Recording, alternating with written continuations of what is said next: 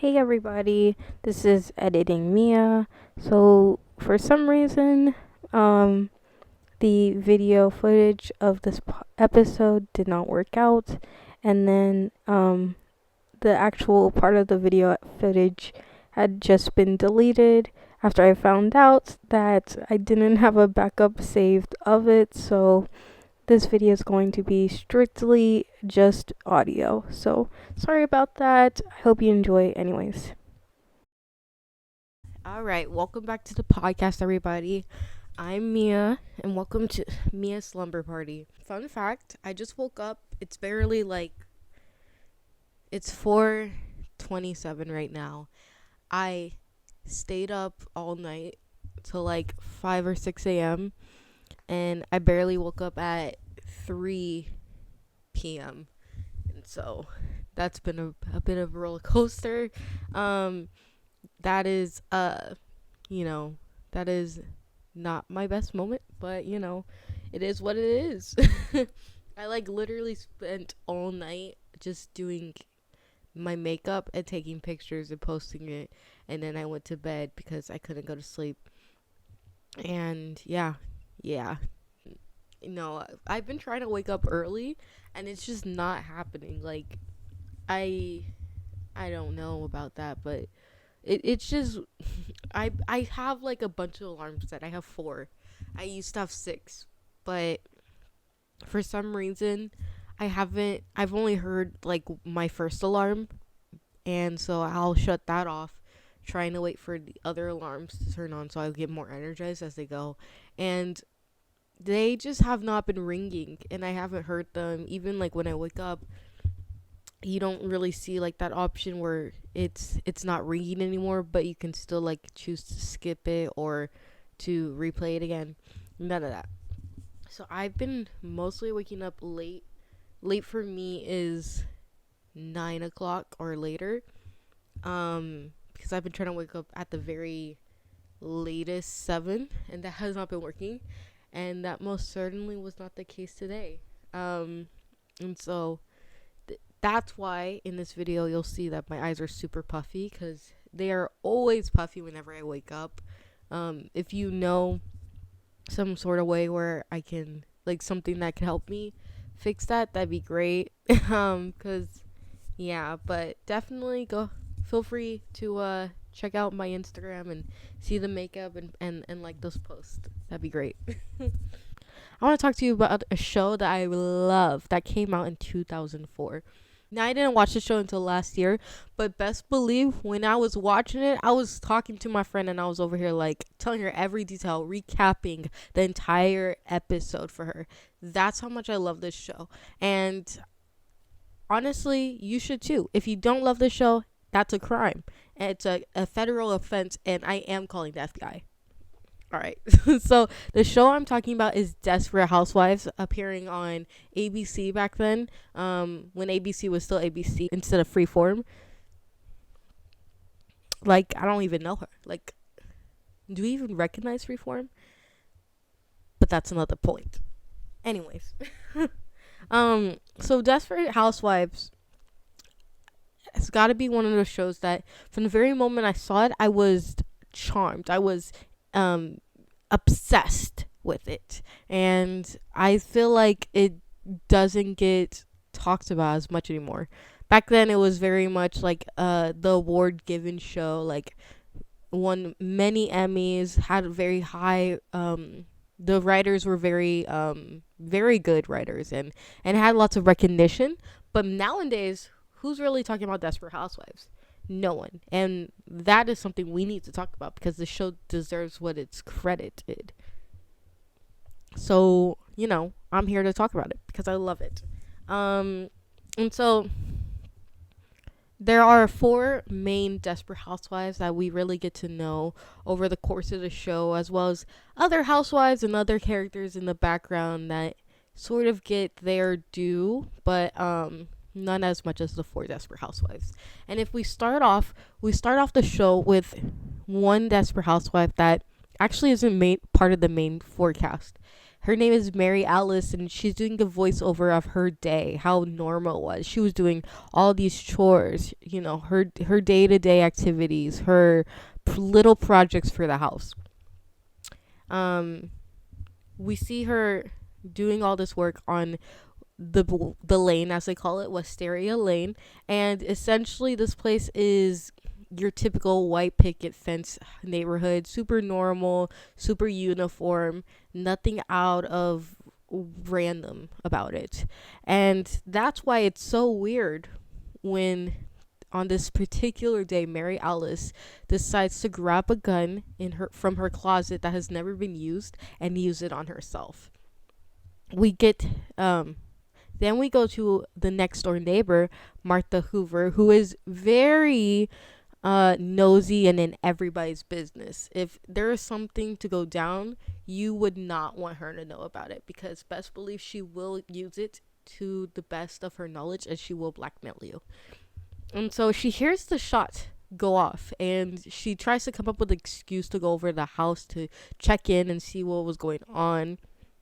And what I find was funny was, and what I find is funny is that she has this blender that says property of Mary Alice on it. Now she was very much one of those neighbors that, like, you loan them something, they're not giving it back.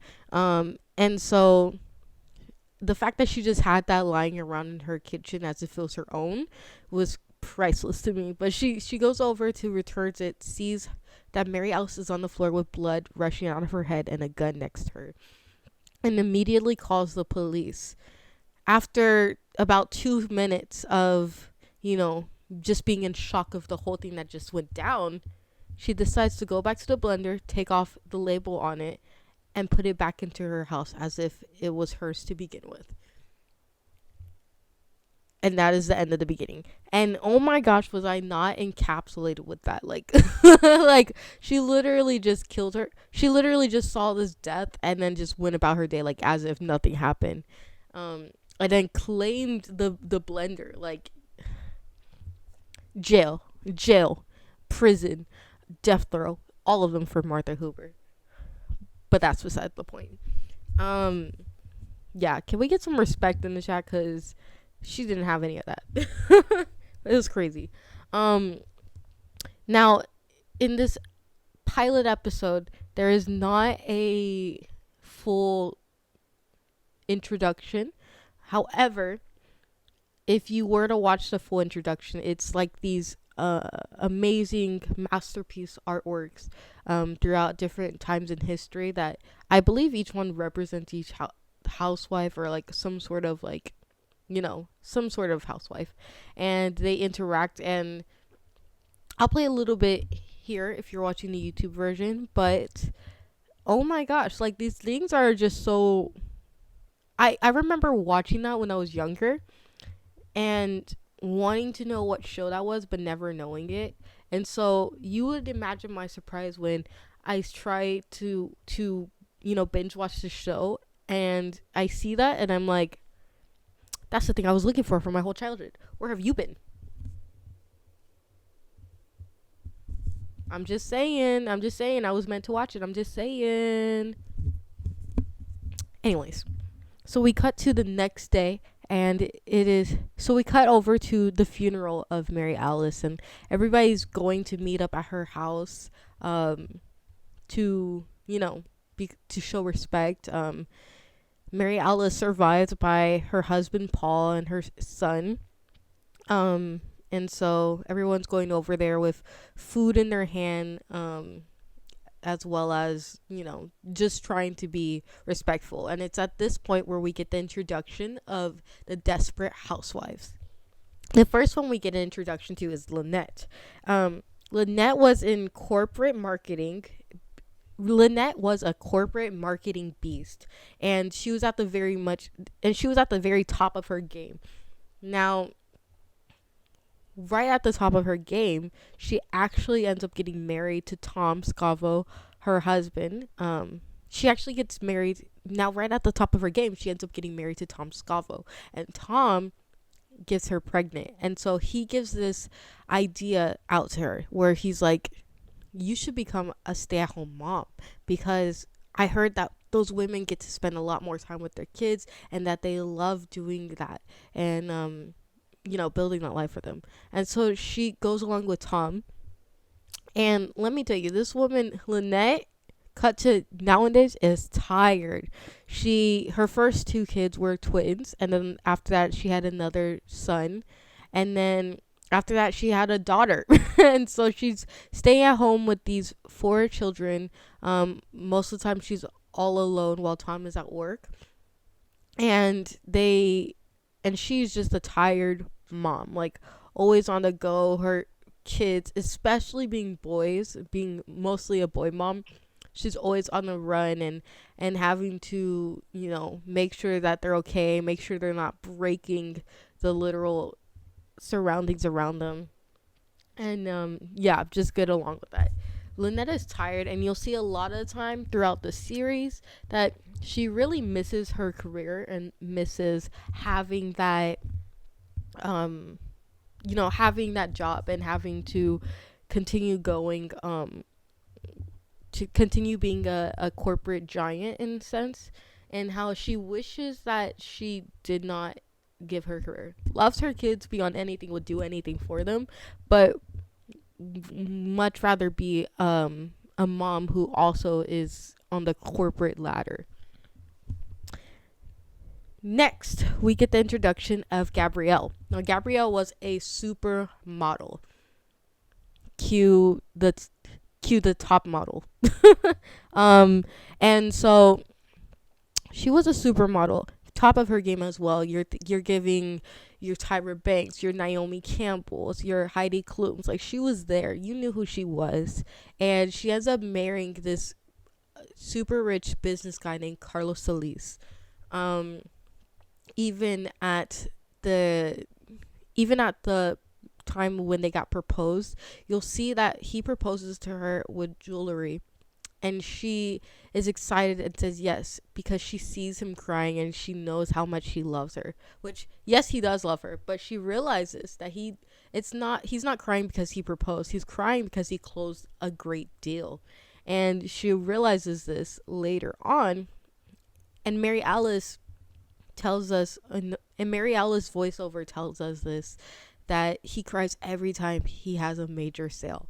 And so we fast forward back to the modern time, and we see that they are fighting yet again. And the way that they typically end their arguments is with Gabby only accepting his apology.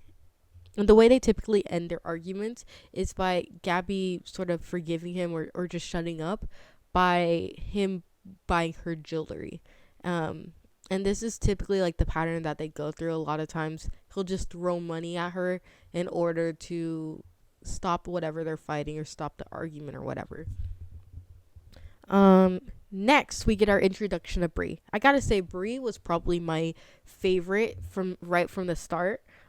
She's a typical perfect housewife. Literally, like, she's always cooking 3-course meals at the very least. Has the finest china, always cleans. Her house is always clean and perfect and prim and pressed. And we really get to see, like, the biggest problem with her and her family is that they don't really like her at all. For Bree, it sounds like I said for Breeze. Anyways. Now Bree is married to Rex, and they have 2 kids, and essentially her kids are annoyed because she always wants to be this perfect housewife and seem like they have the perfect family, but they all kind of hate the family and hate each other in a sense. And so she's always trying to make sure that to others they seem perfect. Rex especially is upset with Bree because he feels like she always has he feels that she's robotic, like she doesn't have actual emotions, or she doesn't show them, and he feels like no matter what, she was a completely different person than when they first got married. But best believe if you put any of the housewives in a cage over but best believe you put any of the housewives in a kitchen and let them cook, Bree not only is going to cook the best meal, but she's going to fix everybody else's because she cannot allow them to ruin the dinner. And finally, we get our last introduction from the housewife, and it is Susan. Susan, I listen.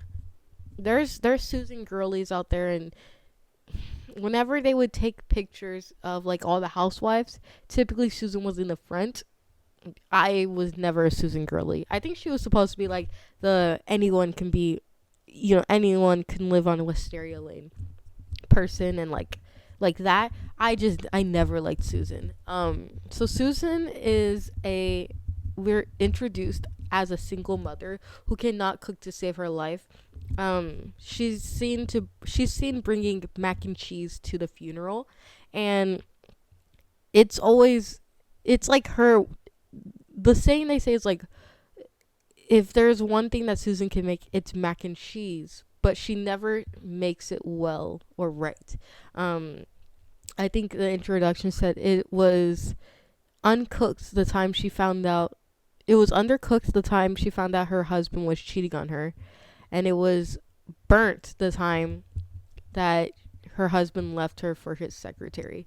And so her big stick is that she is this very clumsy single mother who acts more like a child than an adult.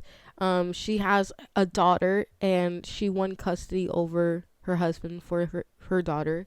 Um, the thing with her and Julie is that Julie always felt more mature and grew up faster than Susan. And you'll see a lot of times they get into arguments over that because Susan will like child her and like belittle her, and then and then she'll be like, and then Julie will be like, well, if I didn't have to be the adult every time, and it's just like she's not wrong, like she's speaking facts, and it is the truth. So it's like, I never liked Susan. She listen. So for my own personal ranking system, at first it was Gabrielle. At first it was Brie, then Gabby, then it was Lynette, and then it was Susan. And Lynette, I didn't really like her at the beginning. I didn't really get her character, or like it just didn't feel like a three-dimensional character to me at first. And she was a little annoying to me, but then later on my rankings went Gabby, Brie, Lynette, and then Susan. And then my ending rankings were Lynette, Gabby, Brie, Susan. Um, I I love all the housewives except for Susan. Like, if I could just Thanos snap one of them, you know who it would be. Like, she's out because Susan is just so annoying, and I don't got time for her. I don't got time for any of her or her energy or her suckiness. She just get out.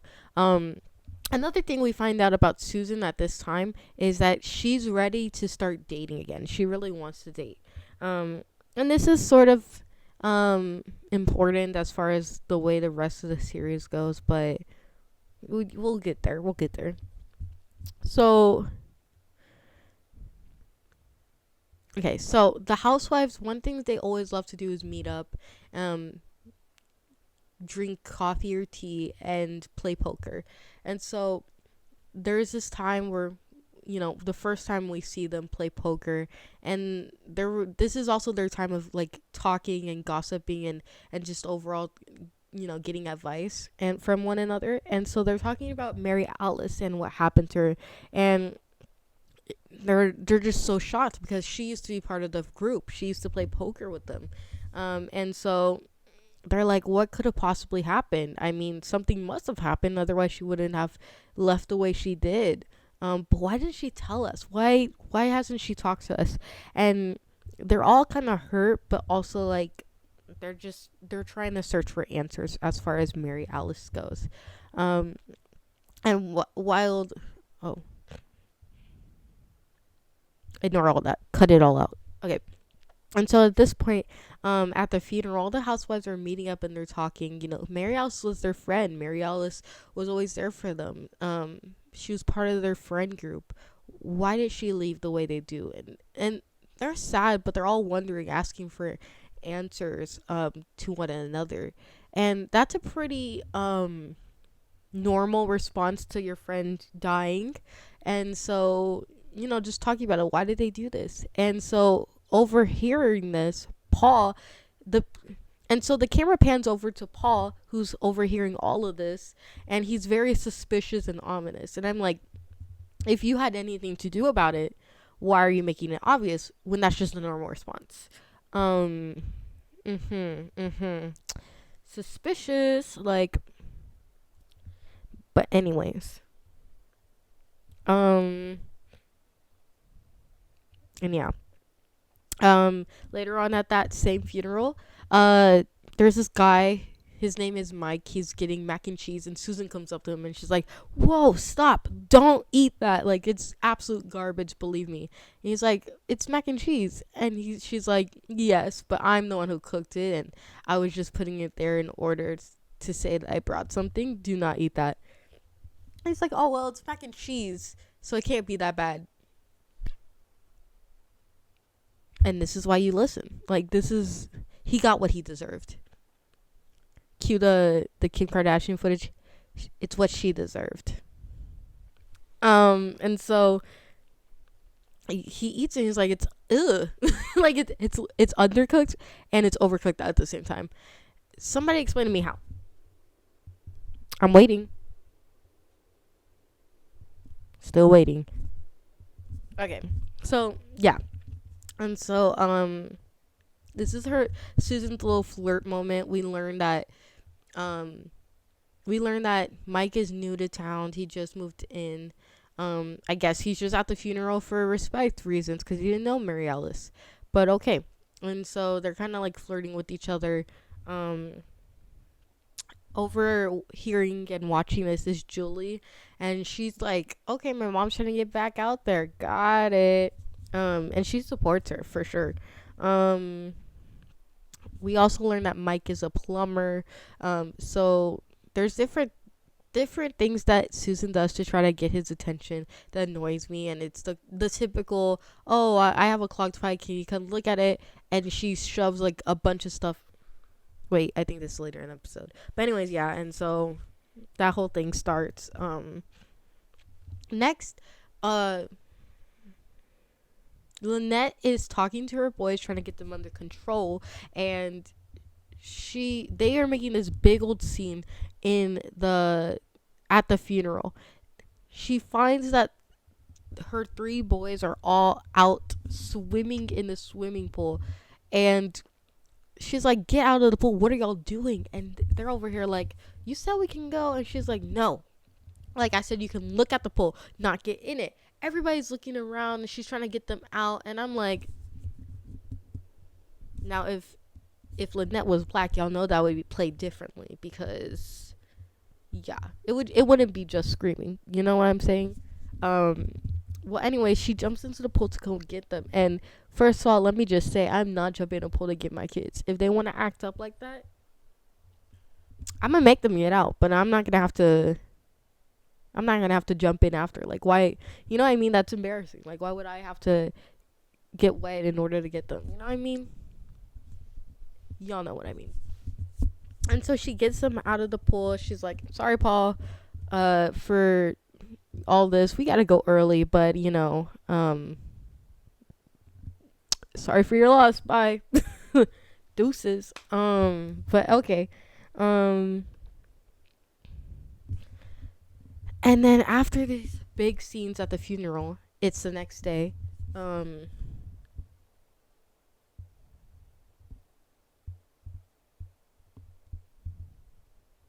And so because watching her mom flirt, Julie kicks a soccer ball into Mike's backyard, and he basically is like, oh, I lost my ball, can I go get it? And he goes, yes. She uses this as an opportunity to snoop into his house and try to find out things about him to report back to her mom.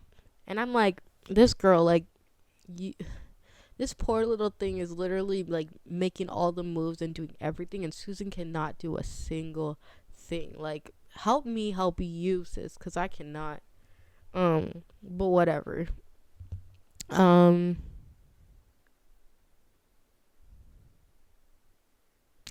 and then Susan's like, well, why are you doing this? Like, um, and Susan's like, why did you dig into his house? Like, who told you to do that?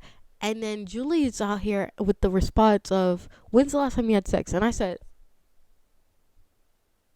like we're really doing this? Like, do you really want to know? Like, ugh. Like,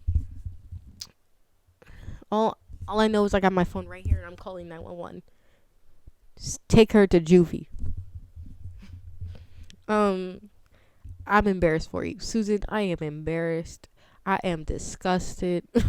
It's like, okay. Anyways, and so this pushes Susan to go after Mike. But little does she know, coming up on the corner as well is Edie. Edie is this other housewife who's not part of the main four, and she's not really in the group, but she's known for being a man killer. She's known for pretty much being a man killer, or a killer queen. And so basically, she's trying to go after and seduce Mike as well, and Susan kind of has to fight her for that as well. Um, and so that starts this whole, like, not a love triangle, but just trying to, like, one up each other, which leads to a lot of different things in this season. But yeah.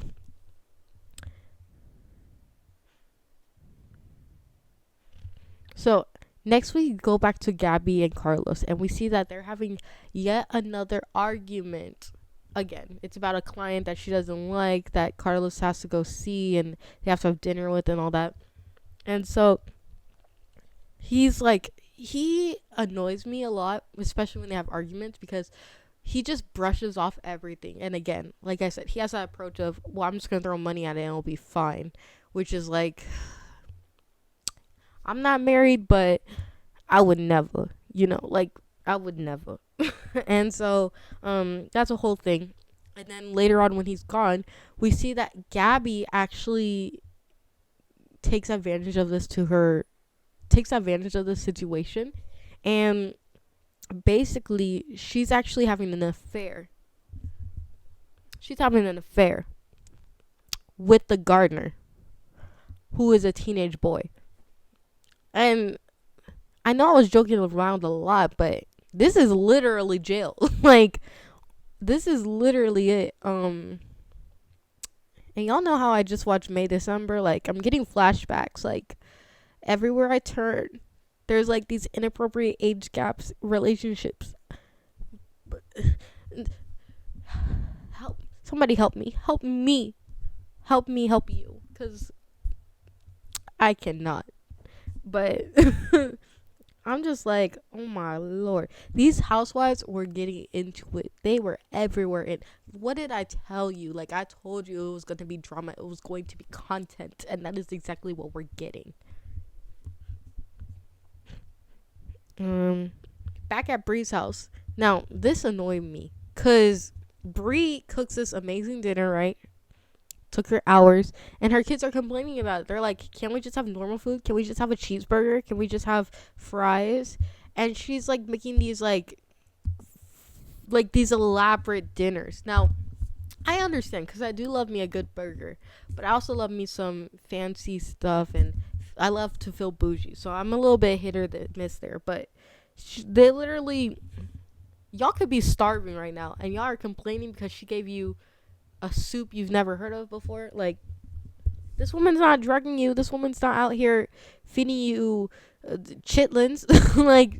like, if you know, you know. Like, and so literally, Danielle, her daughter, is like, can we just have a normal soup, like French onion soup? And Bree's like, we can't have French onion soup. Your dad is allergic to onions. It will kill him. This is all important for later, but we'll get there. And they're just ragging on her. And then Bree's like, well, Rex, aren't you gonna say something? Aren't you gonna help in the situation? He's like, pass the salt. Divorce. Right then and there. Divorce. You're out. Go. Um, but we'll get to that. Lynette is at the grocery store, and again, her kids are acting a mess. Um, and then her one of her sons, who is probably the best one out of all of them, he's like, mom, and she's like, not now, I have to do stuff. And eventually he convinces her, look, the twins are gone, they're missing, they ran away. And she's like running now, she's running through the grocery stores, trying to track these kids down. And and Lynette's, oh, okay, so Lynette's at the grocery store, right? And she's shopping around. She's on the phone with Tom, who's on a business trip right now, and she's trying to convince him, like, come home, because if you don't come home, then I'm gonna come over. Then me and the kids are gonna come over there, because she cannot have it. These kids are driving her wild, and they're out of her mind. He's like, I know, but da da da da.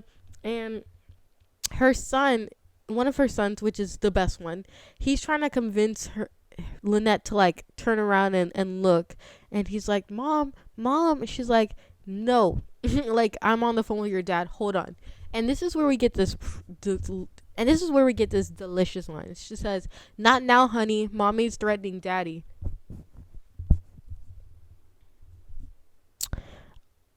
I'm team Lynette. But anyway, she turns around, she sees that her two sons have disappeared and are acting a mess yet again. And so she starts running through the entire grocery store trying to track these kids down. Um, while doing this, she runs into Natalie Klein, which is irrelevant. We never see this woman again. She's just an extra. Anyways, who works at her old job. And so basically they're like talking up. She's like, Lynette, we miss you. Like, had you not chose to become a mom, you could have been running. You could have been CEO. You could have been boss. Q CEO boss. And she's like, yeah, I know. You can really tell that she kind of regrets choosing to be a stay-at-home mom over her career, and how she really misses that, and how she misses being dominant and in power over, these kids who she's not. And she's just very tired and alone a lot of the time. Next we go to Susan and Mike. Next we go over back to Susan again, and Susan asks Mike on a date.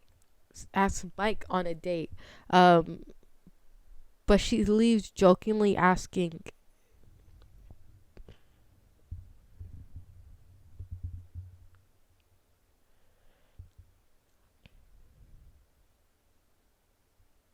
okay, so next we see Julie is trying to convince Susan to ask Mike on a date.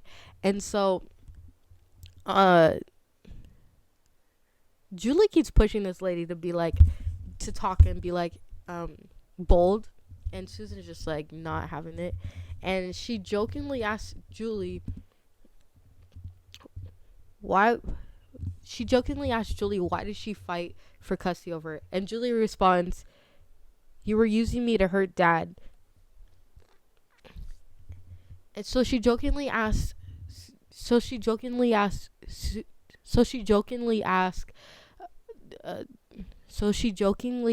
Julie, why did she fight for custody for her? And Julie responds, you were using me to make dad mad. And Julie responds, you were joking. And Julie responds, you were using me to hurt dad.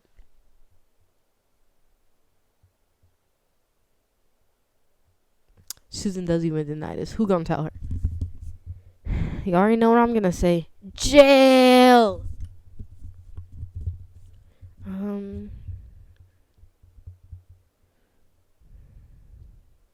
But then Susan, this kind of again motivates Susan to go after Mike again, and she asks him on a date, or tries to. But then Edie is already at his house, and they're talking, and so she goes, well, Mike,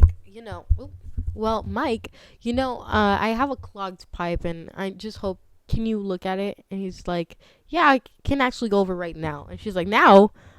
Great. Runs home, starts shoving stuff down the sink, and it's not working. Her pipes are going through easily. And she's like, how do I clog it? And then she sees Julie's little high school project.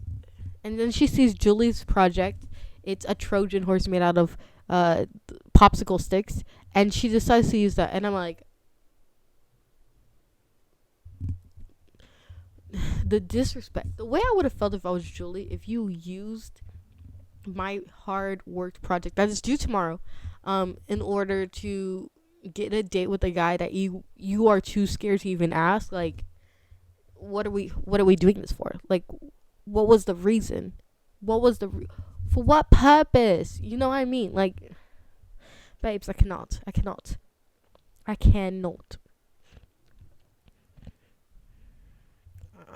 Okay, and so now after hearing what her family has to say, she tries to be a more um understanding mom. And so Bree and her family go to a restaurant to eat dinner, and she's like, look, like, I'm complying, I'm listening to you guys, I'm trying. And this is so, you can tell that she's so uncomfortable with this whole establishment. Like, it's a buffet style, or it's a restaurant, but they have like a buffet style salad, and everything's just out of her control, and she's just disgusted. And while the kids go to get their own salad and stuff, Rex asks Bree for a divorce, and this breaks her because this is does not match with the perfectness that she tries so desperately to acquire. Um, and she's like, she's so in shock that she's like, um, instead of talking about it, she goes to get salad. She's like, you know what? I'm gonna go get salad for us, okay, and just focus on that, trying to avoid the conversation. While there, she sees none other than Martha Huber, of course, the nosy lady herself. Um, Martha stops her and asks her how she's doing, and she's like, "Oh yeah, like, I'm good." Da da da da, just putting on a face, and she's completely caught off guard that she ends up putting onions onto Rex's salad. Um, Again, y'all remember I said earlier with the French onion soup how he definitely allergic, but we'll see how this goes. Cut to Zach and Paul, Mary Alice's, son and husband. And so Zach wakes up in the middle of the night, and um, he hears this strange sound, and he traces it back to the backyard. And there's Paul with a pickaxe, and he's pickaxing the pool at like very late at night so that no one can really like acknowledge him or think it's weird.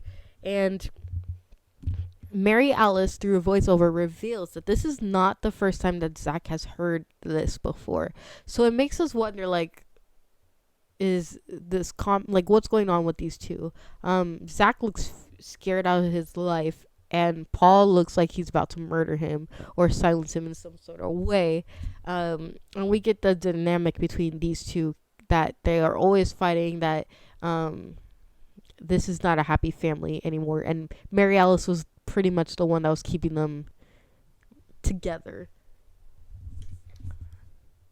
Cut to Tom comes home from his business trip just for one day to surprise Lynette, because he knows how stressed out he is. And honestly, when I think back of Tom, first of all, when I think about any of the couples, Tom and Lynette had the best marriage as far as I could tell. They were honestly awesome. But also the things that Lynette put this man through, I just like, I don't know how he stayed with her for so long, because I would have been struggling so hard with that marriage. Like, just constantly, like, they're always having arguments where Lynette basically only feels she has power in her life over him, pretty much. And so she is very quick to point out stuff that she thinks is dumb or wrong. And so I just don't know how Tom pulled up. But honestly, like, A tier husband, the best on Wisteria Lane. We love a good Tom Scavo moment. And I think his character is funny as well. So I'm like, good for us. We got that content. But anyways, yes, he comes home to surprise Lynette because he knows how tired, even though it's just for the night. Um, Tom wants to, he wants to sleep with her, and he even suggests, but they're missing a certain uh, I'll say clothing, um, in order for this, and she's like, well, he's like, well, if you get pregnant, that's fine. We'll just have another child. And she is so upset that she punches him.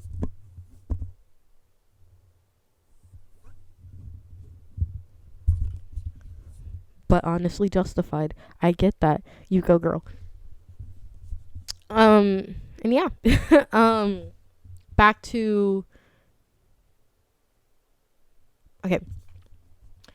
Now we go to Rex at the hospital, and they're like, you had an allergic reaction from onions. And so he's literally like, Bree, did you try to kill me of this because of the divorce? She's like, absolutely not. Why would I try to kill you? Now, knowing Bree and knowing how much of a perfectionist she is, it kind of aligns, because it's like, okay, like, she would rather kill him than get a divorce. That actually pretty much checks out, but that's not really her motive for this, but that's what she thinks. And so he like goes off telling her how he hates how perfect she is, how perfect she tries to make the family. He calls her a perfect thing, like a creature that just doesn't show emotions. And right after this, she goes into the bathroom and she cries for 5 minutes because she breaks down. Like, this is sad. This is her life. This is, all the wrong turns that she took. But it is said that Rex never knew this, because when she comes back in, it's as if nothing happened. She's completely normal. Her eyes aren't red. There's no like trace of tears. Like, she looks perfect, and it really checks with her character. And so I feel like in this one moment, if she just cried in front of him, he might have just taken all the things back and was like, hey, like, you are still human. But that's not what happens. So Carlos and Gabby now have this event that the one they were talking about earlier, or arguing about earlier, about his client, where they have to go to like this kind of like soiree type of event. And Gabby hates those events because she just goes off and like drinks with like maybe some of the other ladies, but Carlos talks to his clients and like kind of enjoys himself and stuff. And so they drive over to the event, but before leaving, Carlos noticed that the grass is uncut, and he realizes that he's paying John to basically do nothing because he never actually does his job or garden anymore. So he's telling Gabby, I think I'm gonna fire this guy because he's not doing what I'm paying him for. So they get to the event, and then Gabby waits for Carlos to leave to drive back to the house and mow the lawn herself so she could get away with the affair. And let me just say, seeing her mow the lawn at night in that dress, first of all, the dress is dated. I'm sure back then it was fitting, but it's dated now. But just seeing her do that, I'm like, you get the best of both worlds, because she really is. She's working it. Trying to get away with this affair. But anyways, and so the next day he sees the grass and he is like feeling it to make sure it was cut, and he's like, this is, I swear it was like fully grown yesterday, like what? And so yeah, later on, Gabby goes to John and she's like, we can't do this, like, you have to actually mow the lawn. We can't keep sleeping with each other at the house. Like, she's still gonna continue the affair, just not there. It's just like, okay, girl, take a hint. Now, yet again, Susan is walking, and yet again she runs into who else but Martha Huber, because this lady is everywhere. And Huber basically tells her that Edie is having a guy over, and she's watching Edie's kid while that happened, and how she plans to be with that guy all night long. and Susan is just like upset. She goes over and she says, um,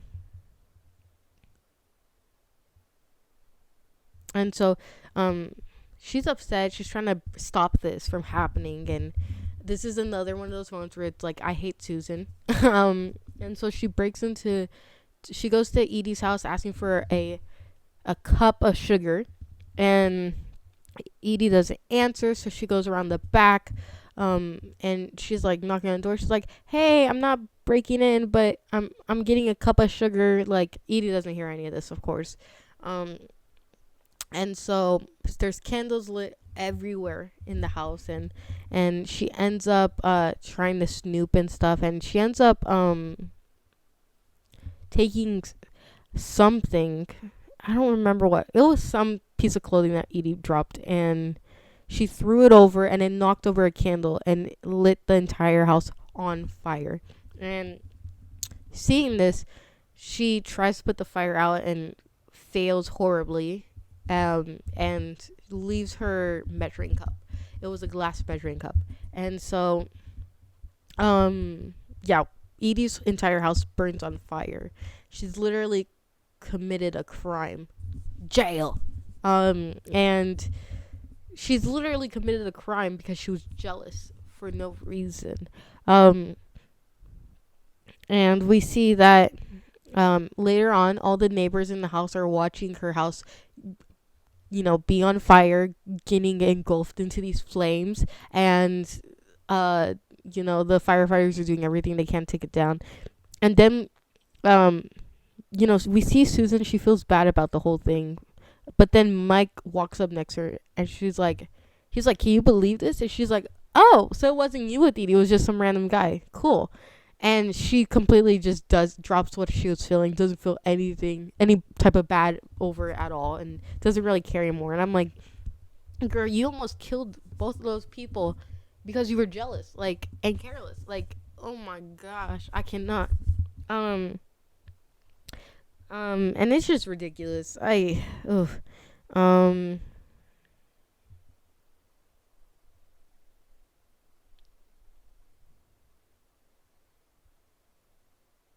so later on that same night, Mike has like this weird call, from a person, and I don't know. It sounds very mysterious, and said he on the phone. He's like, I'm getting closer to it, and we try to figure out like what is he talking about. And at that moment, the show shows us that he pulls a gun out of his pocket, and so we're like, okay, what did Mike do in his past that led him here? Which is also a plot that we kind of go through for most of the series, if not half. um so after this, the housewives go over the next day to pack up Mary Alice's stuff, um and they sort of like give their own little friendship toast to her as well. um and then, going through the rest of her stuff, trying to um give it to other family and friends and stuff like that. um a letter falls out of her things, and they noticed that it was addressed to her the day that she died. So they're trying to connect the pieces and seeing what it is. I think it was Gabby who's just decided to open it because, again, selfish. And she reads it. It says, "I know what you did. It makes me sick. I'm going to tell." And so they're like, oh my gosh, like, it feels a little Pretty Little Liars, but also I never liked Pretty Little Liars, and this is excellent. Um, and so they literally are trying to figure out, like, what, like, Mary Alice, what did you do that led to all this? And Bree says the line, it's the age old question, how much do you want to know about your neighbor? And so that really just sets off the rest of the series. Like, oh my gosh, because for that moment, you've already seen how nosy the housewives are, but from this moment on, it's like just digging into everybody's past and finding out what is going on, what are they hiding, what are the secrets that they're keeping. And so very interesting stuff. But yeah, that was episode 1 of Desperate Housewives. And baby girl, let me tell you, I was watching 50 billion episodes of this, going back and forth. Um, yeah, character evaluations. I guess I'll do a little bit of that. So I already talked about the Desperate Housewives. Um, yeah, Rex. I didn't care too much about Rex. Um, he was annoying, and he was a bad husband the whole time, a bad father as well. So I didn't care about Rex. When it came to Andrew, Andrew was this problematic kid. He grew up into this like problematic kid that was just, he hated Bree so much that he was just causing so much trouble and suffering for her the whole show long. It was just a lot.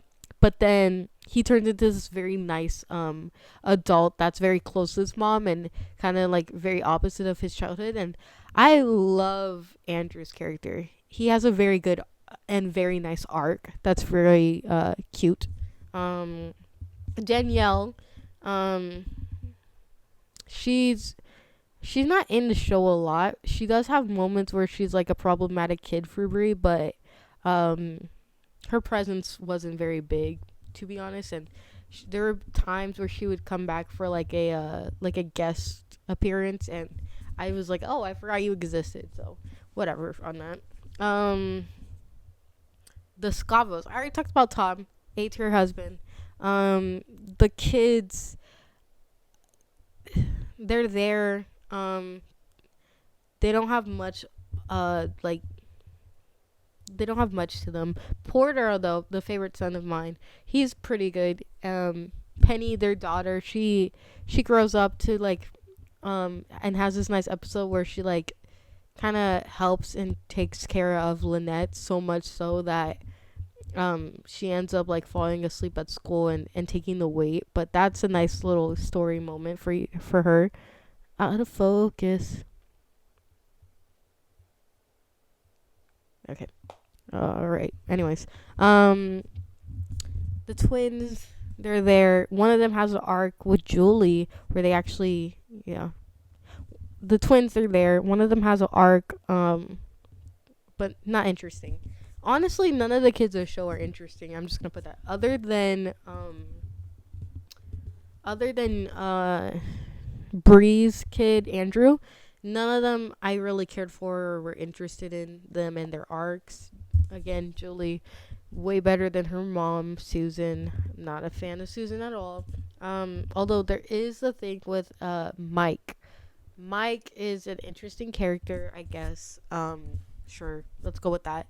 Um, Mike, yeah, he's just Mike. I don't really care that much. He's okay.